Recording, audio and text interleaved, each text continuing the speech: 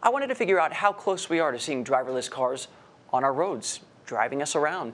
Despite what so many experts predict, I spoke with Dr. Steven Shladover, a research engineer focused on automation. He told me basically, grab a Snickers. It's going to be a while. Dr. Shladover, something I wonder is, we've heard talk and seen even renderings of some cars that don't even have pedals in them, sometimes don't have steering wheels. Where we are today in 2018 and where we might be in the future, how big is that gap when we go between the renderings and the reality? There's a huge gap between the renderings and the reality, and this is where the hype has gotten far out of step with the reality of what the technology is capable of doing. Now, we ought to remember that we've had vehicles that operate without drivers and without steering wheels or pedals for over 40 years already. They operate in airports, taking passengers between one terminal and another.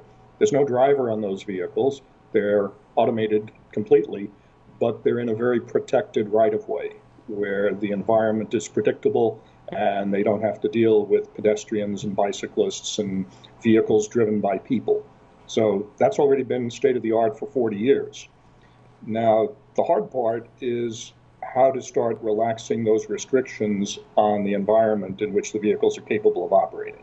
There's ongoing concern about safety in that, could this hit a pedestrian? Would a car know what to do in the event that another car is about to slam into it? But then you get into the further question that the Elon Musks of the world have talked about with separate AI, which is, can you trust that these will do what humans have instructed them to do?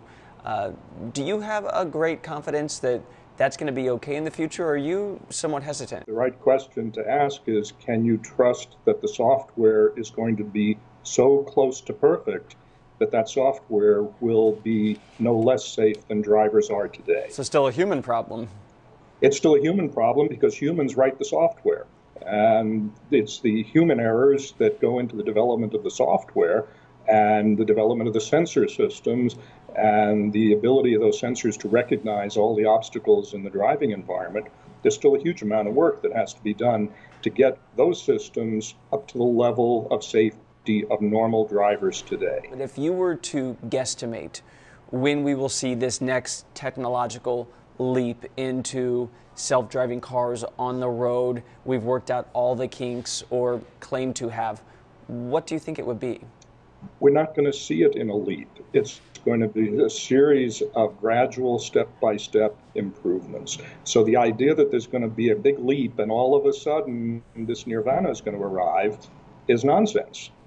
This is going to be a long slog through lots of generations of incremental technology improvements. And the people who claim they've got a silver bullet and it's going to solve all the world's problems are either fools or charlatans.